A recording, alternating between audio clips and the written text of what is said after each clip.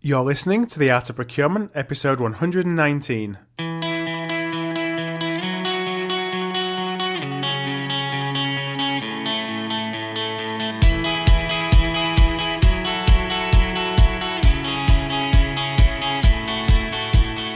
Welcome to the Art of Procurement podcast with your host, Philip Eidson. Here, thought leaders share the trends, strategies, and tactics that you can use to elevate the role of procurement and your career. Hi there, and good morning, good afternoon, or good evening, wherever you are today, listening in to The Art of Procurement. And today on the show, I'm joined by Greg Antoniono. Greg is a sourcing director for Anthem, and Anthem are one of the giants of the US healthcare industry. They actually come in, I was just checking before I wrote and recorded the intro, they're coming at number 33 on the Fortune 500, so even bigger than I realized. And Greg is responsible for the sourcing of marketing at Anthem. And he's taken his marketing program group on a multi-year journey from really having very limited influence to being a true key partner and having a direct line to the chief marketing officer. And so in today's show, I visited Greg at his office just outside Los Angeles to talk about the steps that he and Anthem took on that journey. And while we do talk about marketing, we talk about a number of the disruptions hitting the marketing space, there is definitely a lot to be learned, or that can be learned, from Greg's actions that can be applied to any category, to be honest.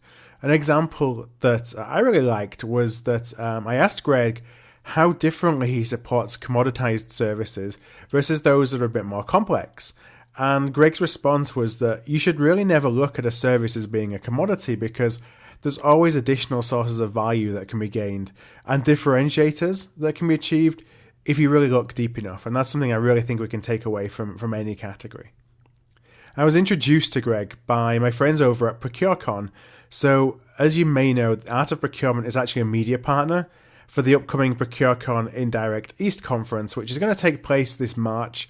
It's the 6th through the 8th of March at the Omni Champions Gate Resort in Orlando in Florida. And being a media partner for events like ProcureCon really helps me get access to practitioners like Greg to share their journeys, to share what is working, what isn't working in the field. And at ProcureCon Indirect East, there'll be a gathering of over 300 procurement leaders and more than 40 interactive sessions from inspiring speakers from some of the best brands in the world. And examples include Neiman Marcus, American Cancer Center, Deutsche Bank, and of course Anthem. Attendees will gain insights on improving supplier relationships, incorporating new technology tools into your solutions mix, and also staffing your team for maximum results. There's going to be 3 broad tracks. One is the road to 2020. One is procurement in the era of disruption, which, is a topic that's really close to my heart. And then the third is managing talent and strengthening soft skills. So if you're interested in finding out more, just head on over to artofprocurement.com/procurecon. That's artofprocurement.com/procurecon. And as a media partner, ProcureCon is passing on a 20% discount to Art of Procurement listeners. Just use the registration code PIE17ART. That's all one word, PIE for Procurement Indirect East, 17, ART for Art of Procurement. Okay, well, with this being an in-person interview, you do get a little bit more background noise than you would if I was in the studio, but I think the depth of these face-to-face conversations really makes up for that, and I hope that you agree. So with that being said, let's go straight into my discussion with Greg.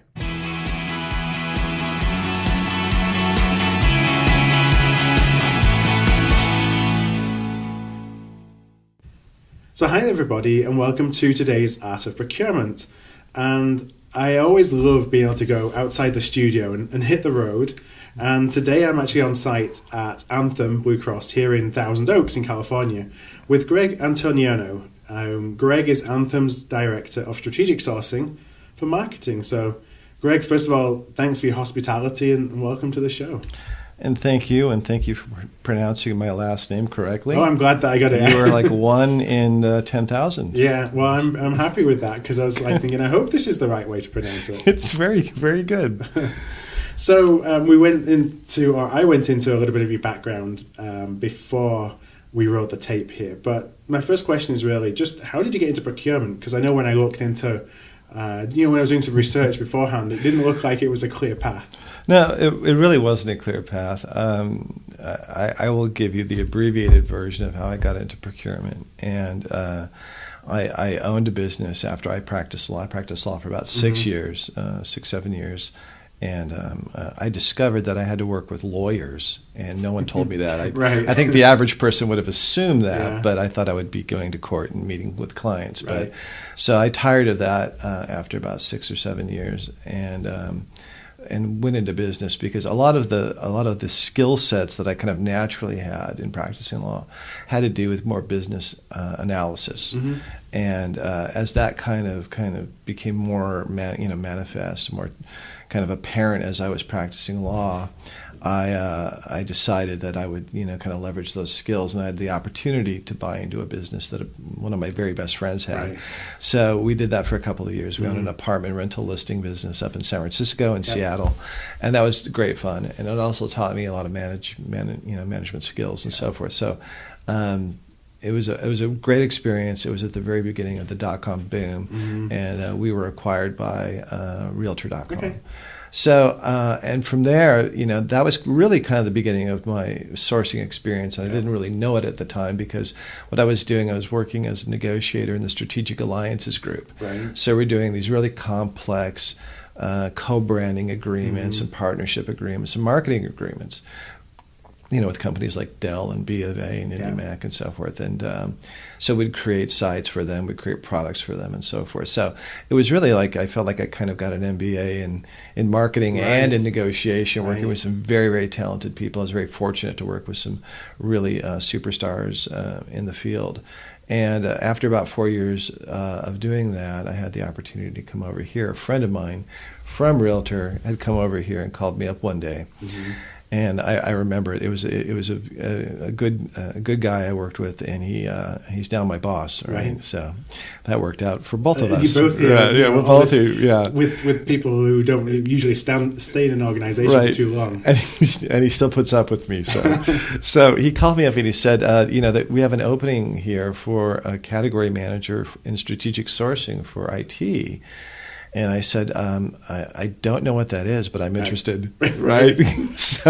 So I came over and applied, and I got the job. And without really knowing a lot of what I knew, I'd be negotiating. I knew I'd be involved in IT, but I didn't know anything about the discipline of strategic sourcing.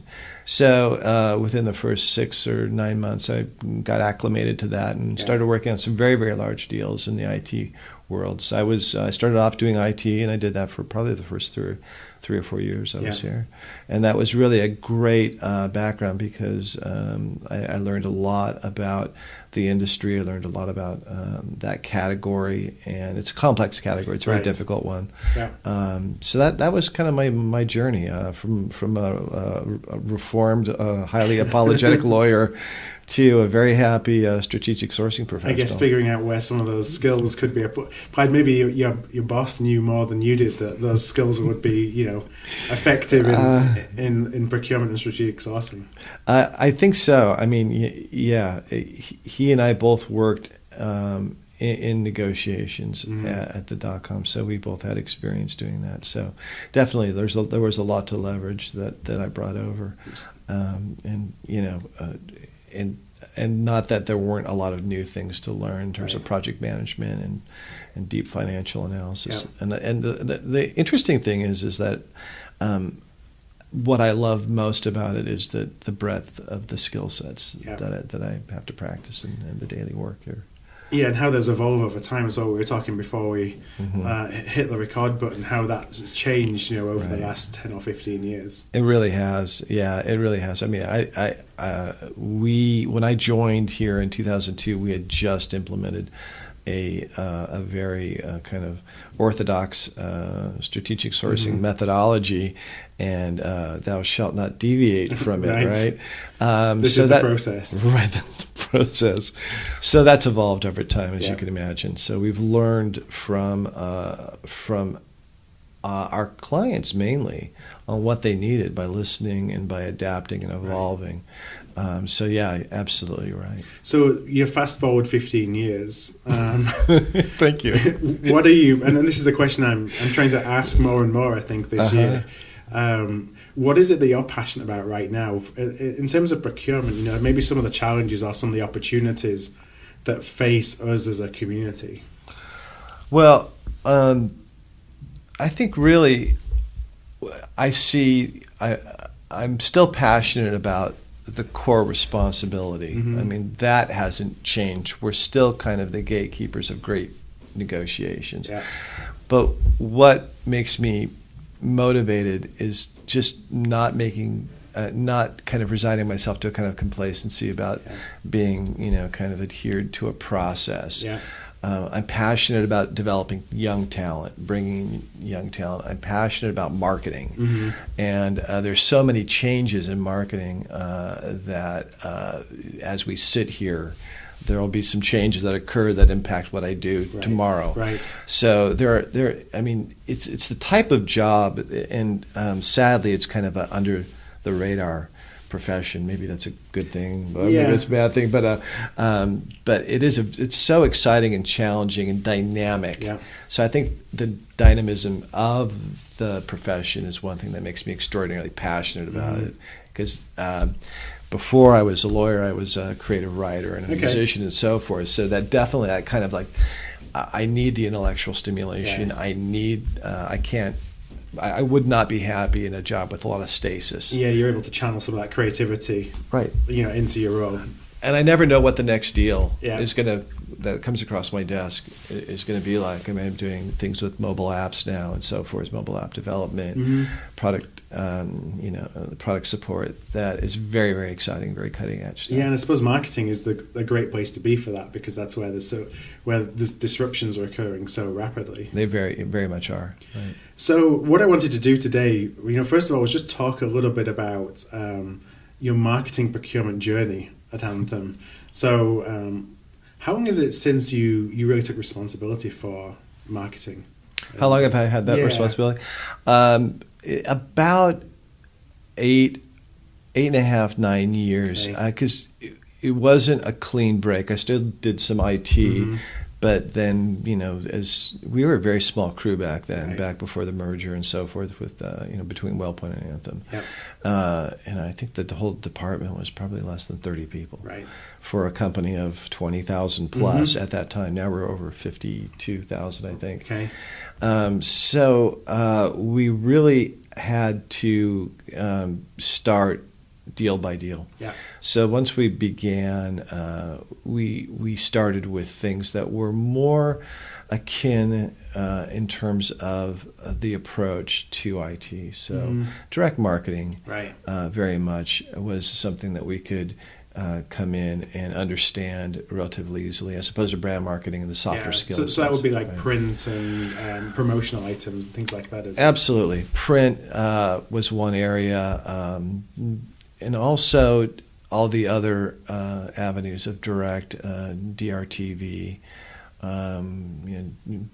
direct response TV, digital. Because I had a background in digital, come from the .com, so I understood that pretty thoroughly. So those areas that supported, because that's all about bagging sales. It's all about increasing your your revenue. So we understood that. That was something that you could kind of go, okay, you're paying $8 a lead. Right. We want to get that down to $6 a lead. We want it to be a unique lead. We don't, and we want it to be fresh and so forth, and input into our system a certain way. So there was a lot of just kind of organically we understood that, whereas there was kind of this great big black box of creative and strategy that we had to infiltrate. So if we look at what I'd love to do actually is understand where you are today, and how that kind of compares with where you were 7 or 8 years ago, and then maybe some of the things that you learned, or some of the key decision points, or some of the things that you did which enabled you to kind of take that journey from where you were to where you are today. There are a few things that helped, and from an external environment, we around the 2007 timeframe, we got a CPO from Bristol Myers Squibb, a gentleman by the name of Tony Santiago, who was just quite excellent. Yeah. And he was able to create a business case that expanded our scope and also more of a governance around us. So that created more of a mandate, so that he kind of cleared a lot of brush for us. And that was very opportune because, post-merger, there were a lot of opportunities to combine deals, to look at things with fresh eyes and so forth. So that helped a lot. And so when you're given that level of responsibility and visibility, you have to perform and figure out how to build relationships and trust and develop expertise. So it was a very, very, very, very intense period of learning and building relationships and trust, because you had two cultures in Wellpoint and Anthem coming together that were vastly different cultures. And so we learned how to be good listeners and not to foist a process on people that were not only unfamiliar with the process, but unfamiliar with us and our culture. So there was a lot of travel. You had to go out and meet people face to face. Yes. And build that trust and build those relationships. And all the while we had the very good work at the top. At that time we rolled up to the CFO, Wayne DeVite, who was a champion for us as well. So there's a lot of executive buy-in. There was executive, absolutely. So in terms of the relationships then that you were able to build, I mean, when you first had those conversations with the marketing folks and said, here I am, I'm procurement, I'm here to help you, and by the way, the CFO says that you have to work with me. Right. How were some of those conversations, and how were you able to change the hearts and minds? Well, I'll tell you, it wasn't an easy transition. So I'm not going to, kind of sugarcoat it and tell you that it happened smoothly. Yeah. I remember one incident where we had, we're meeting with a VP of marketing to do an agency review, and I sent her over a negotiation template with all our positions. And before I got to her office, she had emailed it to the agency. Oh, no. Yeah. So I crawled into a hole for about a week after that. And so, you will experience those things when there's the complete lack of familiarity with what you do and how you do it. So we learned from that very much how to engage with marketing by having we would do training sessions, saying this is what we're about, this is how we do it, this is how you can get an optimum result. And then got their feedback as well. So it was very much a journey. We made some partnership. You made it a partnership, right. We made it a partnership, and it took some time, and it was really, you build from strength to strength. And you have to be tenacious and have kind of a thick hide. I mean, it took us probably a year of convincing our internal team to do reverse auctions for collateral print. Yeah. They were, they just could not understand how that wouldn't abrade the relationship to the point where that they were going to get lousy service. And we said, listen, we'll make sure that they totally understand, that the major print vendors totally understand what the value proposition is and what they're being asked to do. Right. So if you need to make that call to them on December 24th that some truck needs to move from Louisville to Cincinnati, that'll happen. So as long as you're clear in your communications and they feel like you're aligned and you're not just trying to save a nickel at their expense that puts them in risk, that the risk isn't shifted to them, then you can do the work that benefits everyone, including the vendor. Right, and so were you able to put in place metrics that enabled procurement to be measured in the same way as a stakeholder, or was it more as just part of your role you were able to understand that yes, you had cost savings metrics here to achieve, but you were able to kind of not make that influence the way that you worked with your stakeholders, and that's the way that you were successful? That's an interesting question, Philip. And what I would say is that we never put our priorities first. absolutely get measured on how impactful we are. Yeah. But the bottom line is, especially in marketing, if you think conceptually about marketing, what is the goal of marketing? Yeah. If you understand what the goal of marketing is that if I succeed in getting the right agencies, the right vendors, the right production environments for collateral goods and so forth, then we're going to grow market share, which means we're going to have a larger marketing budget, which means we're going to have more money for marketing. Yeah. So if I save any money and diminish their ability to succeed, then I'm counterproductive, right. and they're not going to use me. Right. So I have to understand what their goal is. Yeah. That doesn't mean that I don't try to do the optimum deal, right, within that framework. Yeah. But I have to understand what type of environment we're in. Now, we've had business lines diminish, so they wanted to save money, right?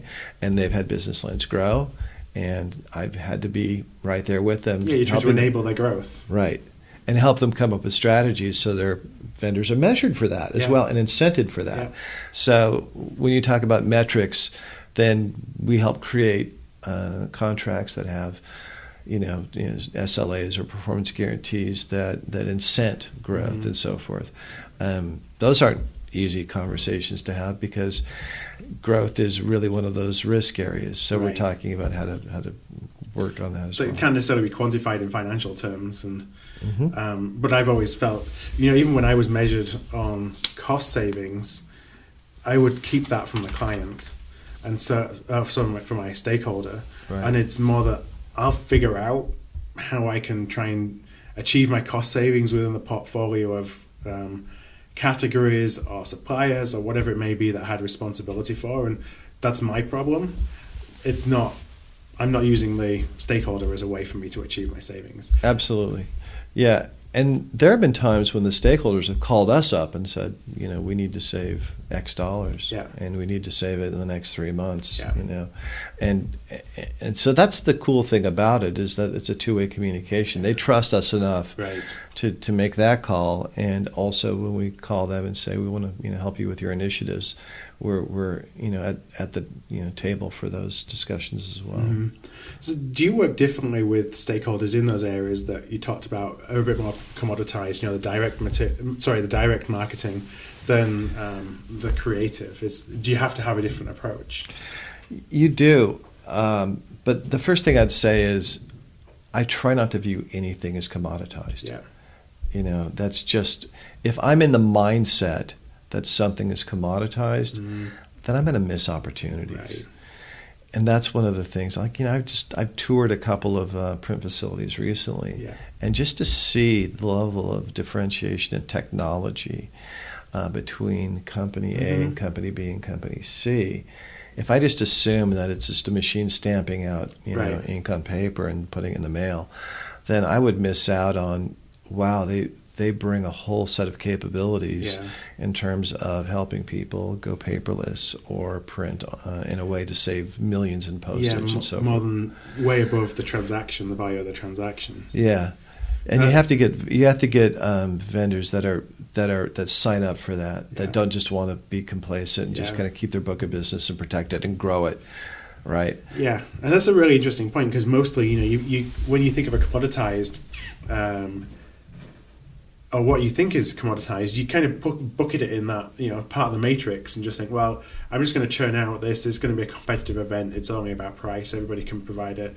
And if for some reason we have problems with the supplier, we'll just swap them out. No harm done. You don't even really think about, like you said, there's more to it than that. Or if you open your eyes, you can get a lot more value from that relationship than maybe what you think when you go into it. Absolutely. It is very much a holistic relationship. It's not just the product, it's the service, it's the quality and specificity of invoicing. It's how easy are they to instigate a new project with. If you want to customize a document automation tool, can they do that, or are they going to fall over on that? Or so it's really, I don't view anything as a pure commodity. So I hate to give you a non-answer. No, it's actually so. It's not. It's something that is not something I've really thought about in terms of the fact that we easily label suppliers and products or services that we buy as being a commodity or being something more than that, without really looking a little bit deeper to say, okay, what are we trying to achieve through this relationship? Right. Even if it's a product that's commoditized, the outcome may not be. How have you been able to convince suppliers that you're going to treat them like that in categories that other people are treating them like a commodity? Well, that is a little more difficult to do because they used to be being seen and being treated in a particular way by a buyer. So I think the conversation needs to be had about, I am not here to try to get every nickel on the table. Yeah.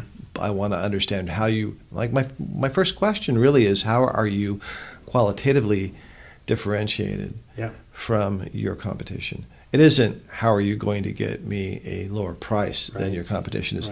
What do you bring to the table that's qualitatively different in your approach, your services, the products, your relationships, and so forth. And that's much more meaningful to me because I don't want to sound arrogant, but I'm confident I can always get to a reasonable price. Right. So price is just different ways of doing it, isn't it? Yeah, right. And it's like we often take the fast route, and the fast route is to use the power dynamics or the leverage or whatever, and rather than actually investing in the relationship and getting there just over time. Yeah, and quite frankly, I'm lucky in that our internal clients really understand the value of the quality, the overall quality, the overall value of the relationship. And then once you get that relationship in place, it's a matter of continuing to drive value, go deeper and deeper into that relationship. So I'd love to just move on to understand a little bit more about some of the disruptions that are occurring in the marketing space. And you touched on it a little bit earlier, about some of the things that are just.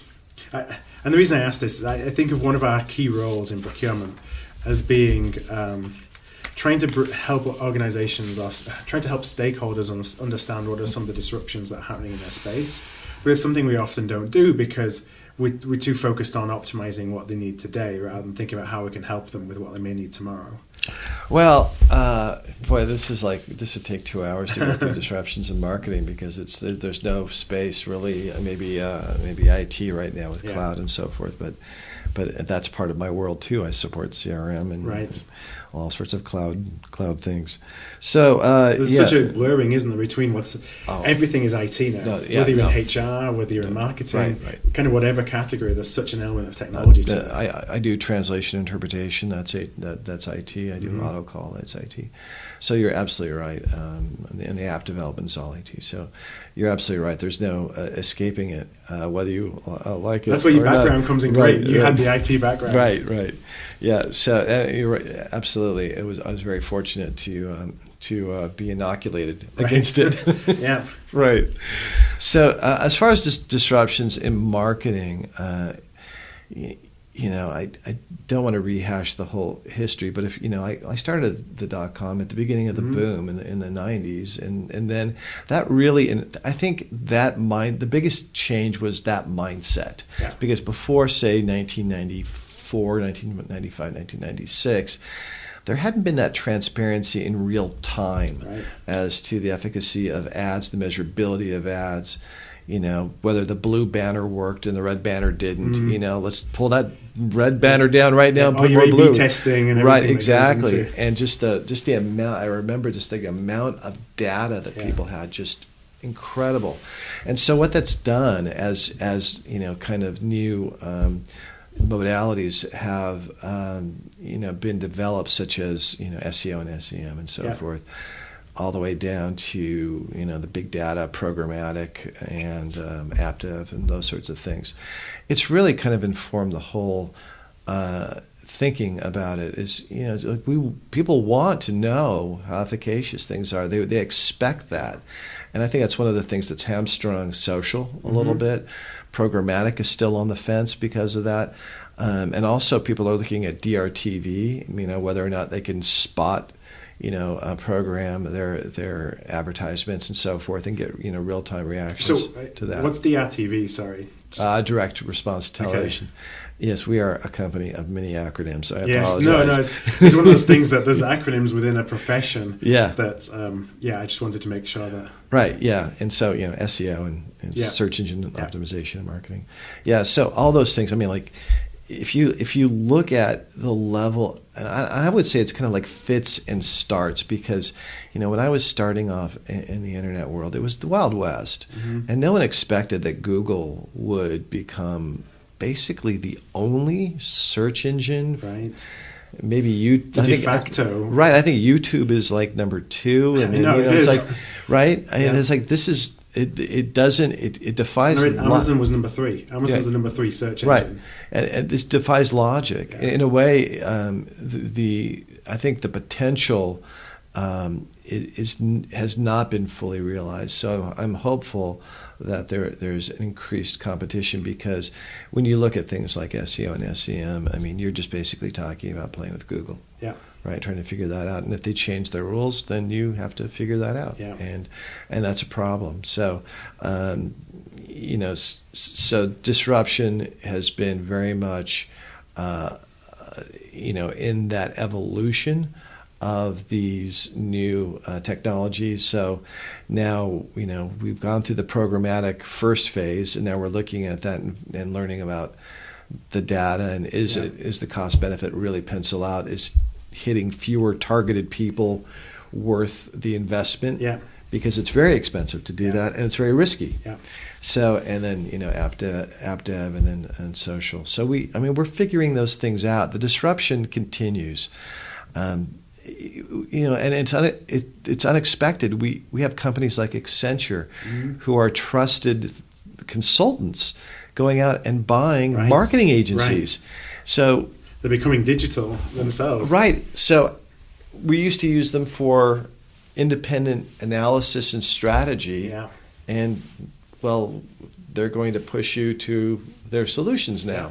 So everything has been disrupted by this kind of shift away from, the old production world to the service world to the consulting world, now to a much different sort of advertising digital world. Like platforms. Yeah. A lot of the innovation comes from smaller companies, I think, across any category really, but I think it's certainly the case in marketing, and the way that procurement operates obviously isn't often a good fit for working with small companies or startups. We do, but I think it's here's something that I would say differentiates us, that we do have an appetite for embracing smaller companies. We realize that is where innovation lies, and sometimes we'll even do investments to help fund growth. So that there have been many cases where we've seen the future and said, we need to figure this out, and we're not going to develop it in-house, but here's company A, B, C, D that looks like they have something we really believe in, very special. Yeah. So what advice would you give anybody who's trying to really convince their organization to take a punt on a startup, or to at least bring them in and to maybe go around your traditional processes, go around your traditional, maybe your risk assessments, and make a special case for a small company or a startup, because those, it's kind of, we build a wall, and it's very difficult to get over that wall to become a supplier sometimes, when we think, because most of those are just built for big companies, established companies. Well, I think one of the things that I enjoy most about working in this area is that I get to do research. Yeah. And so if you look at the pedigree of the people who are involved, a lot of the startups, it'll be 6 people who've left some huge company, and they've got a great idea. They've got the pedigree. Yeah, they've got the pedigree. So what? And then you have to look at, do they have adequate funding? If they have a VC behind them, is it a pedigree VC? Yeah. And so forth. And then you talk business plan. And sometimes like recently we were in a project, we liked the company very much, but they're about a year away. Mm-hmm. And so we're going to put a pin in it and talk to them in a year when they finally mature their product to the point where we can actually roll it out or potentially roll it out. So you're absolutely right. You have to do research. You have to analyze where they're at, how they're positioned against their competition, and then that implicates a whole other set of things, like, when you're drafting the contract, protecting against acquisition. What's going to happen? Are you going to still get the A team, and you're not going to get the B or the C team, or you're not going to get a whole different product. And we've seen that happen too. Interesting. Yes, I won't name names, but yes, we've seen that. Yeah, I guess as organisations at that stage often pivot as well from maybe what they went to market with, they didn't get the scale they wanted, and you're stuck with a contract for something that they're not really investing in anymore. Absolutely, yeah. So as we come to wrap up, again, a question that I like to ask a lot of guests on the Art of Procurement, and it's around some biggest learning, an action that listeners can take away today. So I was just interested to hear, what's the biggest learning that you've taken from that journey that you talked about earlier, to take the supported marketing from something where it was really just about being there to maybe help some of those more direct marketing activities, some project-based stuff, to really being a trusted advisor? Here's what I would say. Because I've been here since almost the beginning of strategic sourcing at this company. I would analogize it to, say, like when you look at an early Picasso or a Hockney painting, you see that they've kind of like replicated emulated the works of masters, and then they evolve their style. And they evolve their style because they're expressing something that is necessary, for them to express, right? And I think it's the same way for sourcing. In our environment, what we've learned, we've learned the 7-step processes, and we know how to use them. But what we've learned is that we have to meet our clients more than halfway, and we have to evolve, and we have to make sure it's relevant, and also that they understand what the value is. And they do, and they get it. And it's really staying close to them, being there not as a tool that's just on a shelf, but part of the planning, part of the relationship. So we do a very, very good job with staying close to. We have a fantastic CMO in Patrick Blair, and so we have. I have frequent calls with him and his leadership team. He's just an excellent, excellent partner to us. My boss, Shane O'Reilly, has racked up more frequent flyer miles than a man should. Right.